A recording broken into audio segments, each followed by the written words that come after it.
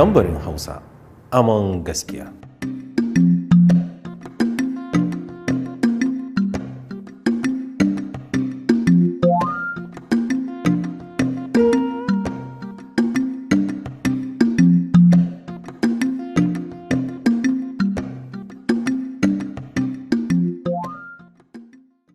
Bismillahirrahmanirrahim. Alhamdulillahi rabbil alamin wa salatu wa salamu ala ashrafil mursalin walhamdulillahi rabbil alamin.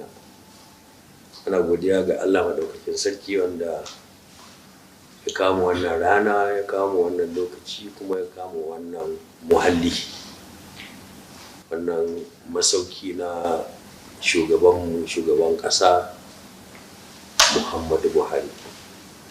Allah taimake ka, muna godiya da ka samu sukuni ka ba mu lokaci mu zo mai wannan hira da yan tambayoyi game da abubuwan da suka shafi ƙasa da jama'arta da kuma kai kanka. Allah ya taimake ka, musamman lafiyarka da ta iyali da wanda suke makusantanka da masoyanka da maƙiyanka don duk da su. To muna so mu taɓo abubuwa da ɗan dama a wannan hira, to amma kuma ga lokaci an takaita mana shi, ba zai yi mu baje kolin tambayoyin da za mu ba, sai dai mu ɗan taɓa abin da za mu iya taɓawa.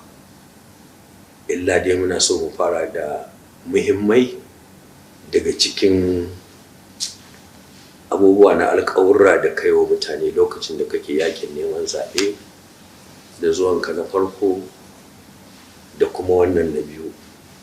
Allah taimake ka, mu fara da lafiyarka tukuna. Ya kake yau? Alhamdulillah, ni dai yadda nake ji ni dai lafiya ta lau. Alhamdulillah. Kuma kila likitoci ma sun ce haka. Likitoci na ba su kamata su yi magana da ku ba akan lafiyata, amma dai akwai likita wanda yake kula da ni, kuma alhamdulillah ni dai ina ji lafiya ta lau, ina aiki na yadda ya kamata. To muna godiya, mun wadatu, mun ji ta daga bakin mai ita. Allah ya taimake ka. To Najeriya fa? Najeriya ai abin da ya kawo ni kenan in saurare ku in ji mai al'umma suka damu da shi, in faɗi kuma abin da gwamnati ke yi akan halin da muke ciki da abin da muke da shi, da waɗanda ya kamata su yi aikin suna aikin su ko ba su yi, in ba su yi menene dalili. Mu ɗauki shi sha'anin tsaro. To sha'anin tsaro a lokacin da muka zo 2015, kun san halin da ake ciki a arewa maso gabas. Kusan ƙananan hukumomi na Borno guda 3 ne ko 4 suke daga cikin wajen wani abu suke hannun gwamnati, sauran duk suna hannun waɗanda ake kira Boko Haram da kuma waɗansu 'yan ta'adda ɗin. Amma yanzu halin da ake ciki, ka je ka tambayi gwamnan Borno, tunda kowa a ƙasar nan ya san ma'aikaci ne, yana rike amanar al'umma da suke hannun shi. Amma su waɗanda suke cewa Boko Haram, ai Ubangiji Allah ai adalci ne, ba za a je a samu mutane ba suna wurin sana'arsu a kasuwa ko a kamfanoninsu ko a tashar mota ko a tashar jirgi a sa musu bam a kashe su kuma a ce Allahu akbar. Ko dai ba su yarda Allahu akbar ɗin ba, ba su san abin da suke faɗi ba, amma ba ka yin rashin adalci kuma ka kira sunan Allah, wannan ta'addanci ne. Saboda haka su ne 'yan ta'adda ɗin, tunda ba a ce a hukunta mutum ba sai an kama shi an mai shari'a an san laifin shi. To ba za ta yi ba wannan su yi ta'addanci kuma su kira sunan Allah. Amma idan mutane suka tsaya suka yi tunani, in suna so su yi mana adalci, in na ce mana ina nufin wannan gwamnatin, a lokacin da muka zo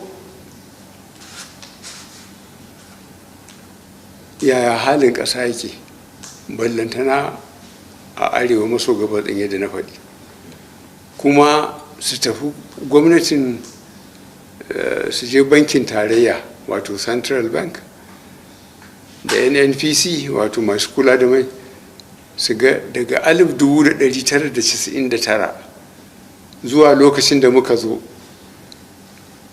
abinda ake tonowa na mai wato 1999 zuwa da mai tan da 15 shine a kullum ta Allah miliyan 2.100 na mai ganga miliyan 2.100 a kan naira 100 dola 100 kai ta Amerika a lokacin da muka zo aka saki 'yan ta'adda ta kudu maso kudu inda ake samun mai sai ya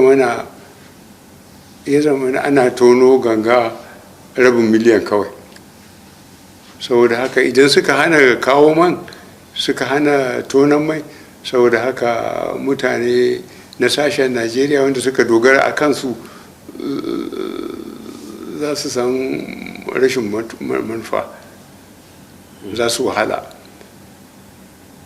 sannan kuma wani tsautsayin shine kudin man ya fadi to saboda haka da lokaci da kuma abin da ake samu sai a lura lokacin da muka zo ga tashin hankali a kudu maso gabas ga mai yana dala 100 ta Amerika ya dawo 37 sannan kuma ga tashin hankalin da muke ciki amma a yanzu wani hali muke ciki gwamnan gabas maso gabas especially Borno yana da kokari kwarai da gaske duk 'yan Najeriya sun sani yanzu kuma ya zama na hankali ya kwanta a nan kuma kudin man ya dan taso ya kuma kamar dala 50 da wani abu maimakon 37-38 ya kuma wajen 50 zuwa 60 ya dan maro ke to ya kamata mutane idan za su ga ko mun yi abin kirki ko ba mai ba ga halin da ake ciki sannan 'yan ta'adda maybe idan an matsa musu a gabas maso gabas sun dawo arewa maso yamma da kuma arewa ta tsakiya duk da yawanci a arewa ta dawo da aka sani a kan arewa duk nan tashin hankalin yake to me yasa haka ranka ne su dai kamar makiyaya kamar fulani in ka sani fahimta fulani rayuwarsu ta danganta ga yawan dabbobinsu to shi ne abun mamakin a arewa maso yamma mutane ɗaya addini ɗaya al'ada ɗaya suna satar dabbobin juna suna kashe juna to wannan abu sai mu ci masifa ce Allah sauki saboda kamar da nace addini ɗaya sana'a ɗaya ko dai manoma ko kiwon dabbobi to sun hana kiwo sun hana noma suna kashe juna kuma addini ɗaya al'ada ɗaya saboda haka wannan masifa ce abinda muke yi kuma muna samun su jami'un tsaro su yi iyakar ƙoƙarinsu jami'an tsaron ranka da ake zargin cewa wasu abubuwan ma da hannunsu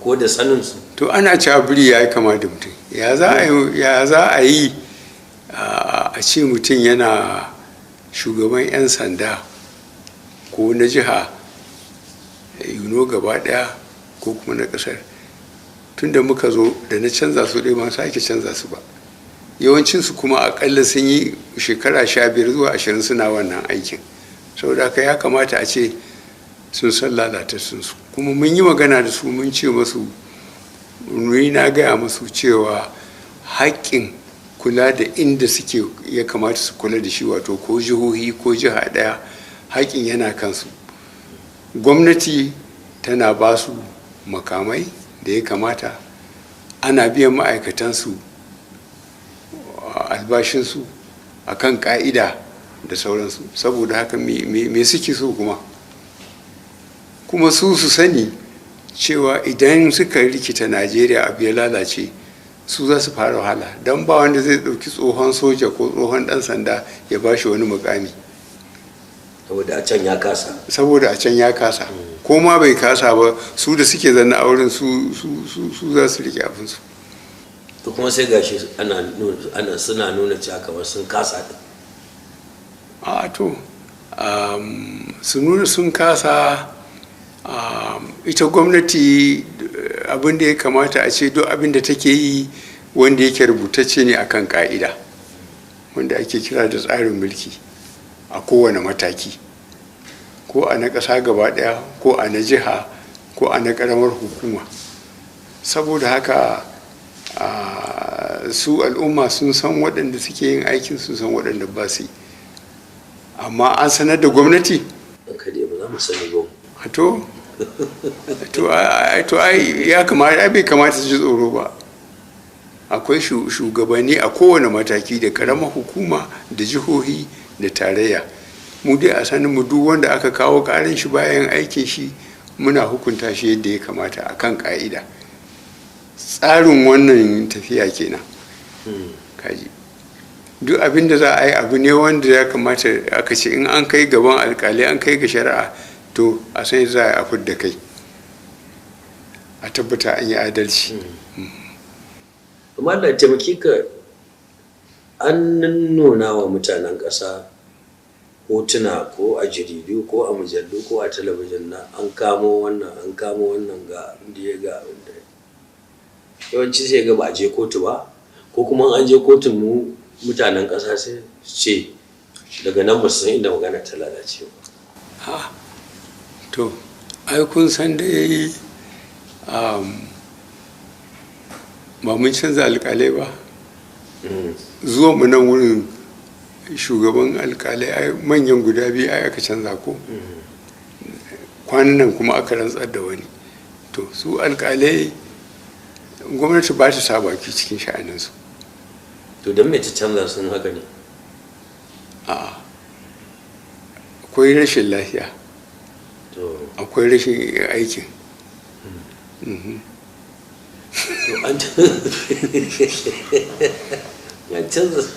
Canza sama ranka daidai, to tsaki a ƙasa. To ai waɗanda aka canza na sama su ya kamata su gyara ƙasa. To su kuma ga yadda ka ce. To ai Najeriya kenan. Allah sarki. To amma ni zan faɗi abu ɗaya. A lokacin da na zo sai da fa na yi ƙoƙari sau 3 ban ci ba, ina karkarewa a kotun koli sau 3. Takarar da kai ba? To sai a na 3 ɗin ne ce Allah isa. To Allah ya kawo tsarin PVC, ban san abin da za ku kira shi da Hausa ba, takardar zaɓe. Da 'yan ta'addar siyasa sai su zo su ce za su kawo makuri'a miliyan guda, alhali kuma su ɗaya gare su. To aka zo Allah ya kawo basirar ana amfani da wannan takardar zaɓe, kowa yana da nashi, kuma kowane mataki da unguwa da jiha da duka gaba ɗaya an san ko mutum nawa ne za su iya yin zaɓe. Saboda haka waɗannan 'yan ta'addan 'yan makaretan siyasa ɗin aka cire su. Saboda haka ba a iya ƙarya. In aka ce in wani ya zo misali daga Kano ya ce maka zai kama miliyan gaza, sai ka ce daga wace unguwa yake. In ya faɗi sai ya ce to ai masu zaɓe a wannan unguwar waɗanda ya kamata su yi zaɓe su kaza ne, ya za a ce ka kawo kaza. Saboda haka duk waɗannan makaretan aka yi maganin su. To da kuma saura wasu abubuwan ba iya nan yake ba. Kamar me? Yanzu akwai ma da kwata-kwata ya mama a yanzu zaben, amma ga sakamako ya zo. An samu haka wurare. To wannan su suka kyale. Ni na so ka tsaya akan zamani na. Me ka gani ana yi na ɓanna wanda ka tabbata ya kawo gare mu ba a yi maganin shi ba. Ga shi na yi tambaya ɗazu, za ka ga an kamo mutum ya yi kaza za a nuna shi a ce an kai shi gaban alkali da menene, daga nan ba za a sake jin abin da aka yi ba. Da wasu kuma wanda suke cewa wasu an same su da laifuffuka, misali kamar na cin hanci, rashawa da satar dukiyar jama'a, an hukunta su, an yanke musu wa'adi, amma kuma an sake su sun auka jam'iyyar ta APC. Har wasu suna cewa to shikenan idan kai dan APC ne kana iya yin duk laifin da kake so ba abin da za a yi maka. a to ni dai a sani na muna rikon amana. Rikon amana shine ga ka'idar da muke zanna a kanta. Idan an kai mu masu shari'a, yanzu kamar ana gaya maka masu shari'a, manyan masu shari'a nawa aka canza a lokacin, ba guda biyu ba, wannan aka canza na biyu din. To su kuma ai su ya kamata su yi gyaran da ya kamata a yi. Ni ba shugaban ƙasan da ce ba wanda ya iya ba sai ni. Ina son kowa ya yi haƙƙin aikin shi. In kai shugaban ƙaramar hukuma ne, to da kai da mutanen da ke aiki kuke da haƙƙin wannan ƙaramar hukuma. In kai na jiha ne, gwamna da shi da kwamishinoni nashi. Ni kuma na ɗauki abin da ke kaina da ministoci. Idan mutane suka ga wani abin da ya kamata su yi magana ga 'yan majalisarsu na jiha ko na tarayya, su shiga abin da ke abkuwa fa dole abubuwan nan sai da haɗin kai. Idan kowa ya ce zai kama gaban shi, ba abin da za a yi, ba inda za a. To amma abin da ya kamata mutane in sun ga wani abin da ake yi ba daidai ba, su haɗa kansu su zo su ce ga abubuwan da ake ba daidai ba. Hukuma dole ta tsare halin jama'a, haƙƙin hukuma kenan, ta tabbata jama'a ba a cutar da su ba. To Allah taimake ka, a ƙasar ce ta zama wato inda kana ganin ana yin abun ba daidai ba, kana jin tsoron ka faɗa don a gyara. Dalili saboda in ka faɗa wani abu mummuna yana iya samun ka. To ni in kana so ku yi mini adalci, ku tambaye ni abin da yake afkuwa wanda na kasa gyarawa. Na muna magana ne game da gwamnati gaba ɗaya wadda kake shugabanta. Allah taimake. Ba lallai a ce komai da komai da sanin ka ko da amince ko tsari. amma ai wannan yanzu waɗannan abin da kuka zo ina magana da ku, na taɓa yin haka duk shekarun bakwai da nake nan. Wannan hirar da muke a sanyi na baka taɓa yi. To muna godiya. Ba tukunna, kada ku gode tukunna, ku bari sai mun gama. Muna godiya ranka. To saboda haka ina so ka fito ka gaya min gaskiya abin da ka sani, in ba kana tsoron ka aje ka koma gida wasu baka kashi. Zuwa. Oho, masu laifin. Ina so ka gaya mana abubuwan da aka lura da su, aka zo aka gaya ma gwamnati abin ta'addar da mutane ke yi. Wasu sun fito suna cewa aisu sun fi karfin a hukuntar da su. Allah ya taimake ka, ya aka yi da irin kudaden da aka kwata a gurin wanda suka yi sace-sacen dukiyar gwamnati? Na ga maka a lokacin da muka zo, na ce ka je bankin tarayya da nnpc ba su masu sace mai daga 1999 zuwa 2015, wato kafin mu zo. A kowace rana ana samun ganga miliyan 2.100 akan dala america 100. Sau da haka Najeriya tana samun kullum miliyan 2.100 sau 100. ka je kai lissafi ka gani wasu hanyoyin tun lokacin ptf. To da muka zo baya ga abin da ake yi a arewa maso gabas, na gama na ta'addanci yadda aka samu sauki, kudin mai ya faɗi zuwa dala 37, yawan man kuma ya koma rabin miliyan. 'Yan ta'addanci na ce an sake su, sun hana tonon man, kuma man ya zo ya daina sayuwa. Na ce idan aka tsaya aka yi lissafi da abin da muke samu cikin lokacin da abin da ake samu kafin mu zo, lalle za ka yi ba mu wannan gwamnati. Ai Allah ya taimake ka, mu koma dai kan wajen tambaya da ne. To mutane da ake cewa an same su sun saci kuɗin gwamnati, kuma kuɗin da wasu ba su gasa kuɗin ne zahiri ba abin kuɗi ba. An kai su wurare da yawa an jirgi, wasu cikin rumbu inda ake sa hatsi, wasu sun haƙa rami a makabartu sun rufe, wasu sun sa a gidan kaji, wasu sun kai waje da sauransu. An sun same su an nuna mana hotuna na irin waɗannan kuɗaɗe. Ba an kai su wurin shari'a ba? A'a, su kuɗin ne nake tunani. Su kan wancan an kai su wajen shari'a an kakkama wasu da ake cewa kuma daga baya ma an yafe musu ko an sallame su. A'a, ba dai yafewa ba. Ni ba da za a kama mutum da laifi irin wannan, in aka yi shurin hukuma wurin alkalai to sai abin da alkalai suka yi, amma canzan alkalai nawa na yi ni. Ga biyu da zaka ba misali karo uku. To ai ka san ko a kundin Najeriya na mulki ai alkalai suna kan sha'aninsu daban, ba a sa baki a cikin sha'aninsu. Sai dai abin da mutane suka gani in sun tabbatar suna iya nunawa, albashi su je su gaya ma 'yan jarida, su gaya muku ku je ku yi musu terere. Muna terere?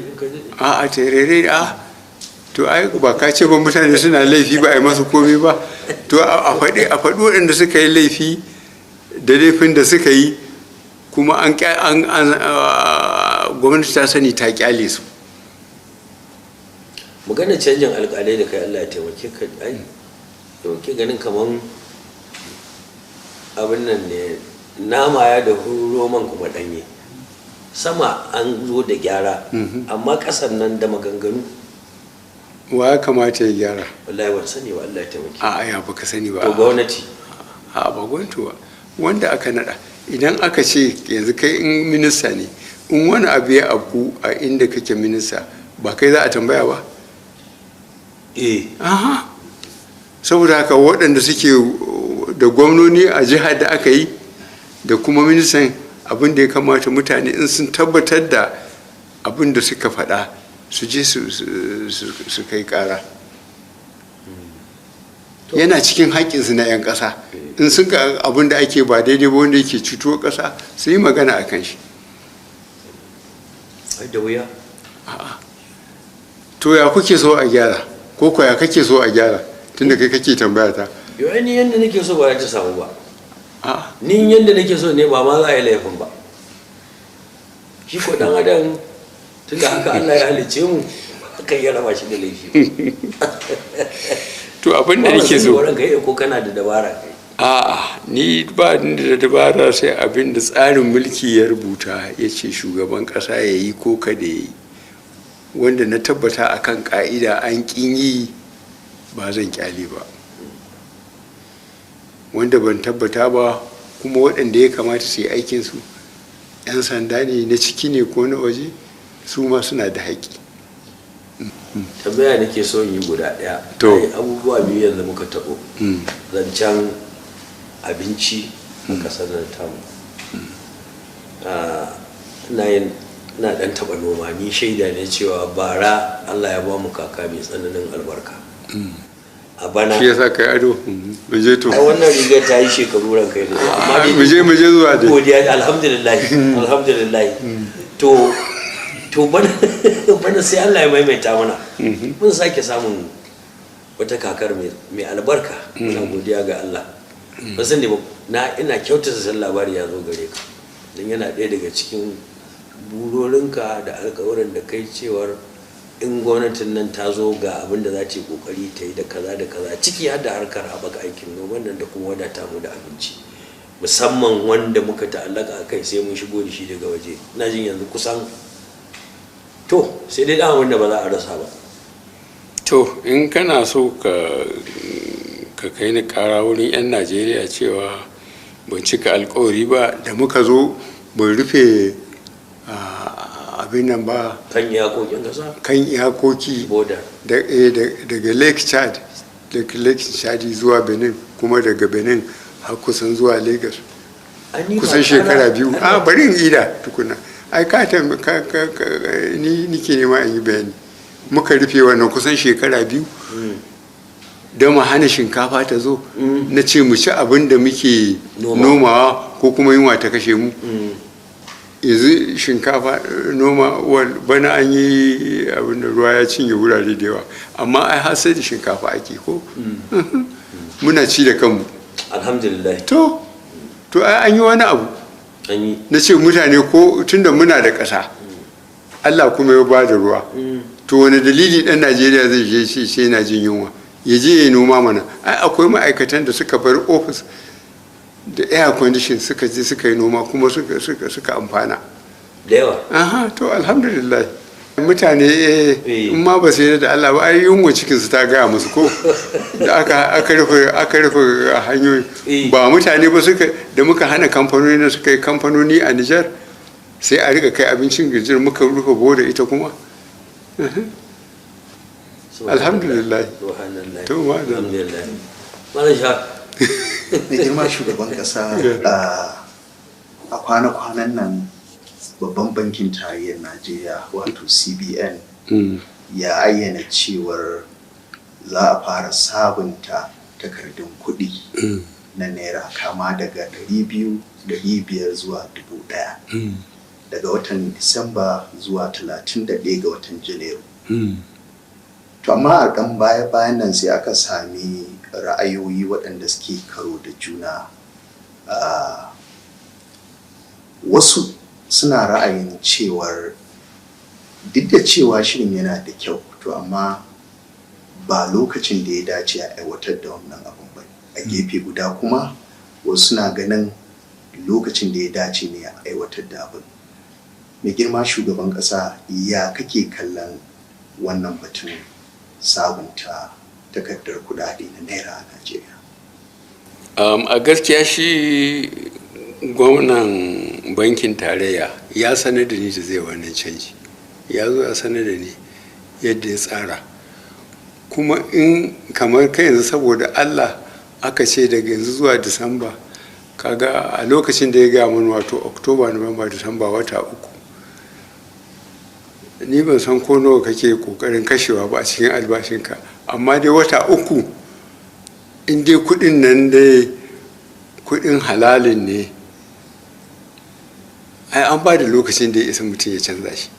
Amma in irin waɗanda ya ce ne an je an gina rami an sa da sauransu, to shi kan shi wanda yake da irin waɗannan kuɗaɗen ba zai so a tambaye shi ba nawa gare shi kuma ya aka ya tara su. Amma dai ni na ɗauka ya yi adalci, wata uku sun isa abin da kake da shi ka same da za a yi ka canza shi. Inda har wata uku sun yi kaɗai da abin da ka tara, to ina tsammanin akwai ha'inci cikin sha'anin. To bai girma shugaban ƙasa, me gwamnati take kallo, menene babban dalilan da suka sanya cewa za a fara ɗaukar waɗannan matakan? A'a, shi ya dalilin da ya bani suna da yawa, amma na yarda da su. Yana da dalili, ya kamata a canza kudin Najeriya, waɗanda suke da su a waje su maido. Wani abu za su saya, ya za su canza su. Waɗanda kuma rami suka yi irin wanda ya waɗi ko suka abinana, wannan kuma ruwansu. Amma dai duk wanda yake cin halalin shi, in ma'aikaci ne kudin shi mai bi iyakar su banki, daga bankin da yake amfani da su zuwa inda yake kashewa. In ɗan kasuwa ne shi ma haka.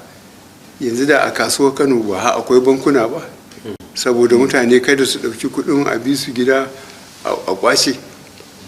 To duk wanda yake sana'a ai ba da wasu kuɗi, ba zai ji tsoron canza kuɗi ba, tunda ya san inda zai kai kuɗin.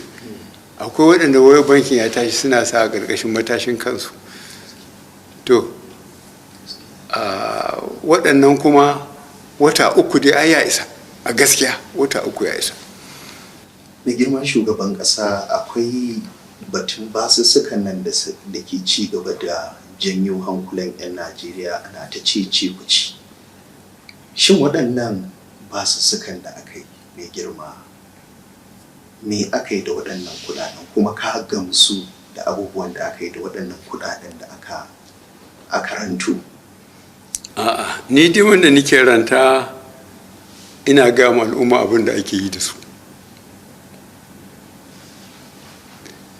Na gaya maka yanzu cikin maganar da muka yi, na ce man da ake tonawa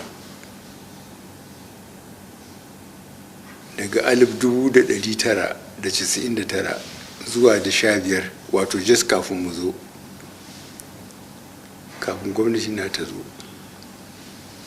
ana tonar ganga miliyan 2.100, ana kuma sai da dala ta amerika 100, abinda suke samu kenan. Amma a dibi me ake yi da kuɗi, ba hanyoyi ba ne ba, da lantarki da tsaro da sauransu. Amma da muka zo wani tsautsayi sai ya zama na rabin miliyan kurin ake, kuma kuɗin man ya faɗi zuwa dala ta amerika 37 zuwa 38. Amma a dubi tashin hankalin da ake yi a gabas maso arewa ko arewa maso gabas, na san gwamnan duk 'yan najeriya sun san mutum namijin duniya ne, ya tashi tsaye, ya zama na duk ƙananan hukumomi da suke hannun 'yan ta'adda sun abinana da su kuma waɗanda suke cewa boko haram su ne 'yan ta'adda, yawanci ana maganinsu. To su ne suka dawo kuma arewa maso yamma da arewa ta tsakiya, yanzu nan suke neman su yi ta'addancin nasu, muna ta ƙoƙarin hana su. Akwai wani muhimmin batu wanda yake ci gaba da ciwa al'umma arewacin Najeriya, batun harkar wutar lantarki ta Mambila da batun janyo teku zuwa arewaci. Da girma shugaban ƙasa ina aka tsaya akan waɗannan batutu. To wannan an fara bincike, amma sai ya zama na akwai matar da take aiki, Diziyani sunanta, minista ta tsohuwar ministan harkokin man fetur. yawwa harkokin man fetur. Akwai kuɗin da aka fidda a yi wannan gyaran, sai muka iske kuɗin ba a yi amfani da su ba akan abin da aka ce za a yi amfani da su. Na nemi gwamnatin ingila ta maido mana wannan matar, mun yi alkawarin za mu kai ta wurin shari'a, amma an bata. Sai muka ga gidajen da take da su da hotel-hotel da kamfanoni waɗanda za mu samu mun kwace, mun saida, mun sa kuɗin a gwamnati. Akwai abin da na sa aka yi, ana kira shi TSA, wato Treasury Single Account, wato ya zama da duk kuɗin gwamnatin da ake samu sai sun bi ta nan, saboda in ka ga shiga abu tana wa ka ga fitar shi. Da ba a san ko in ka je yanzu kamar mai tsare kuɗin Najeriya, Accountant General, abun kunya, mutumin arewa ne ko ba mutumin arewa ne ba, yana tsare. Da aka bi gidajen da yake da su da kuɗin da yake da su, suna tada mutane hankali, saboda waɗanda aka gwamnati ke ba amana, wasu suna ba da kunya, suna cin amanar gwamnati. Saboda haka aka zo muka ce a maido ta faɗi inda take kai waɗannan kuɗaɗe. Iyaka dai mun kwace wanda aka gani, mun saida su, mun sa kuɗin. Na ga maka Treasury Single Account, wato wani mun sa ma'ajin Najeriya ya rika aje kuɗin. Shi kuma babban ma'ajin shi kuma gashi shi ma aka kama shi, wato abun kunya. Gidajen da yake da su da abubuwan da yake su ya fi ƙarfin albashin shi. Mai girma shugaban ƙasa, Najeriya na tunkarar babban zaɓe na shekara ta 2023. Yes. A kwana-kwanan nan an jiyo ka a zauren Majalisar Ɗinkin Duniya kana jaddada cewar za a gudanar da sahihin zaɓe, ko da ko kowace jam'iyya ce ta ci zaɓata. Shin mai girma shugaban ƙasa, ko za ka iya yin bayani a dangane da wannan jaddada aniyar taka tabbatin gudanar da zaɓe, musamman ma ga masu bibiyan waɗanda suke kallon tashar tambari Hausawa da ke duk faɗin duniya? To ai wannan ya kamata a ce gani ga wani isa tsoron Allah ake cewa ko? Gani ga wani. Dubi zaben da aka yi a Anambra, dubi zaben da aka yi da Ekiti, dubi zaben da aka yi a Oshun. Zan tuna ma 'yan Najeriya da yake su sharholiya ta yawa, abinda suka ga dama suke magana ba a tsayawa a zurfin tunani. Anambra suka zo suna ta kokowa wasu abga, wato jam'iyyar su kenan abga, duka ta zo ta ci, to sai mi ba shiru kake ji ba. Ekiti state wanda ya yi gwamnan sau biyu yana cikin majalisa ta da ya fita ya je ya yi gwamna a Ekiti, yanzu jam'iyyar APC, jam'iyyar wadda take da gwamnati, ita ta ci zaɓa. A Ocean state APC da take da gwamnati, sai ya zamana 'yan jam'iyyar da wanda ya gwamna da yana minista na tsaro yanzu na ƙasa, da gwamnan da ke yi suka zo suna faɗa. PDP sai kurin ta shiga ta anshe jam'iyyar. Wannan ba ya nuna dimokuraɗiyya na aiki ba? Ta anshe gwamnati, Allah ta. Ita anshe gwamnatin ba shi kenan ba. Ekiti muka samu Ekiti, muka zanna Ekiti. Abuga ta zo ta anshe Anambra. Ocean State shugabannin jam'iyyar da jihar suka zo suna gardama, PDP ta zo ta kwace, ba shi kenan ba. Ai kaga wato gwamnatin tarayya duk da ta APC ce, muna bari jihohi, ƙananan hukumomi da jihohi su yi siyasa su yadda suke so. Mun ce kada a bar kowa ya ɗauki makamai ya tara mutane, ya je ya tilasta kanshi akan al'umma da za su zaɓe shi. Duk wanda ya ci zaɓe za a ba shi. Yes, gashi na gaya maka, gashi a Abuga, a Anambra, ga Ekiti jam'iyyar ta ci, ga Ocean State PDP ta ci. Wani misali ya fi wannan? Mai girma shugaban ƙasa, a gurguje, tafi iya kusan kimanin shekaru 8 kenan da kake kan madafin iko a tarayyar Najeriya. Akwai tsare-tsare da aikace-aikace da ka bijiro da su kuma aka aiwatar da su. Ko shin mai girma shugaban ƙasa za ka iya zayyano irin wasu daga cikin aikace-aikacen da wannan gwamnatin ta yi ya shafi talaka kai tsaye a tarayyar Najeriya? Ai idan aka ɗauki kuɗin gwamnati aka yi aikin gwamnati, ya shafi talaka kai tsaye. Alal misali na maka fitan hanyoyi duk da abacha ya ma mutane da yawa laifi, Allah gafarta mishi, da ya PTF ya sa ni na yadda na yi hanyoyin waɗansu tun lokacin. Ka tambayi mutanen Lagos, a meshi da ya fita ya yi takarar shugaban ƙasa, kusan komawa ya Lagos, inda wannan gwamnatin ta APC ba ta wani abu ba, da daga Lagos zuwa Ibadan yanzu sai dai su rika tafiya a ƙasa, da hanyar jirgin ƙasa ɗin da hanyar motoci duka sun mutu. Wannan hanyar ta yi. Kuma daga nan zuwa Kano, ni na san da aka kawo maganar a majalisa, ni na ce duka a ba Julius Baja da su suke aiki, amma kaga da aka basu su yi aiki daga Kaduna zuwa Kano, ai duk wanda ya bi hanyar yana faɗi. Sauran ha'inci ne da aka sa da 'yan ta'adda kuma suke yi, kuma muna maganin su yanzu. Daga nan zuwa Kaduna shine za mu ida insha Allah kafin lokacin tafiya mu yi.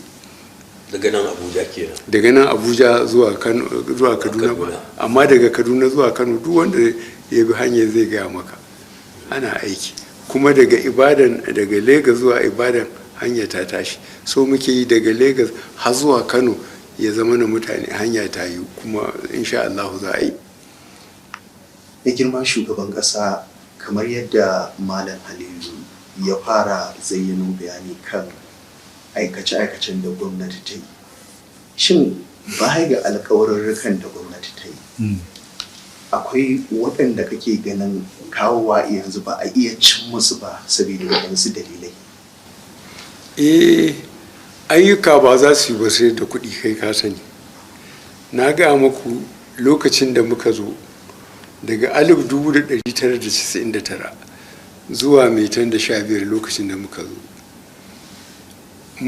gangan da ake tonawa miliyan 2.100 a kan dala ta Amerika 100. Saboda haka 1999 zuwa metan da 15 lokacin da muka zo, Najeriya kullum tana samun miliyan 2.100 sau 100, wato American dollar. Amma ka dibi wani ayyuka akai. Lokacin da muka zo, kowa ya sani, na ce aka saka mana 'yan ta'adda, ya zama na rabin miliyan kurin ake tonawa, sannan kuma haɗiye kuɗin man ya faɗi zuwa 37 zuwa 38.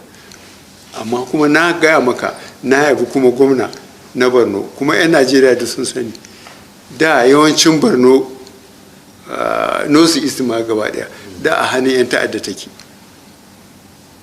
amma yanzu tana hannun gwamnatin APC.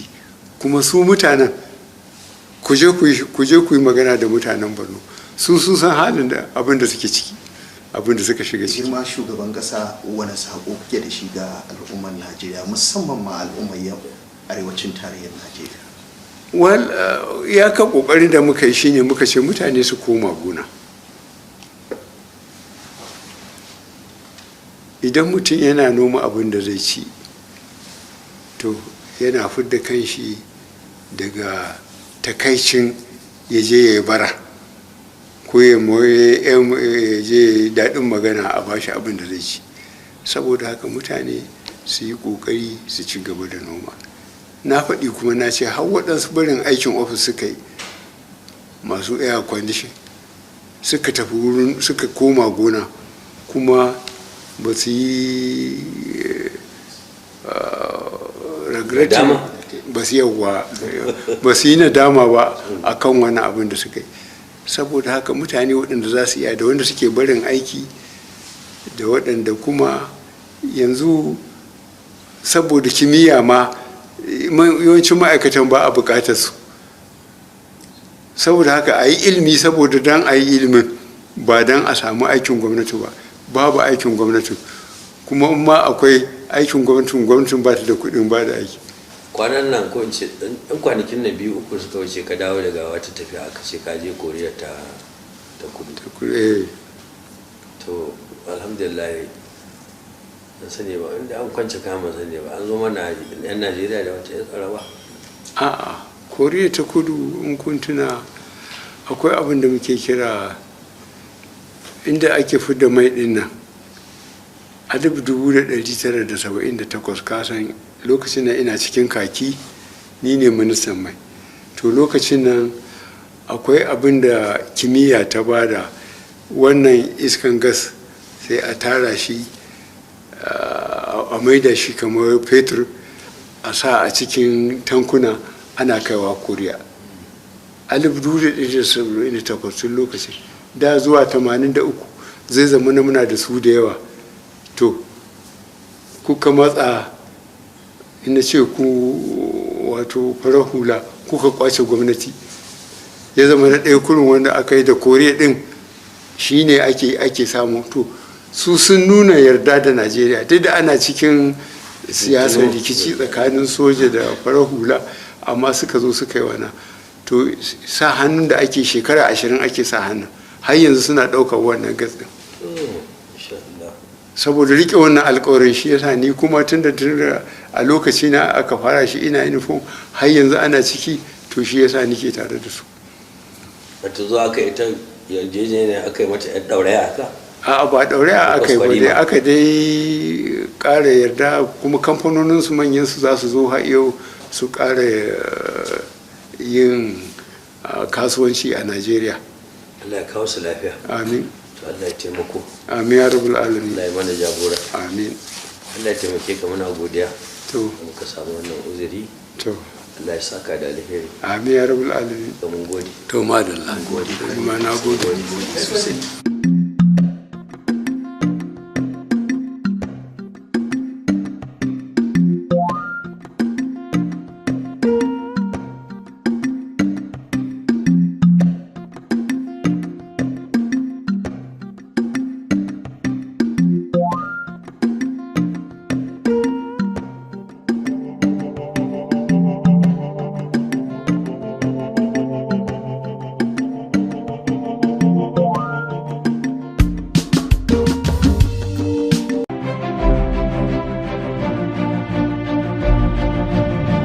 Tambarin Hausa, aman gaskiya.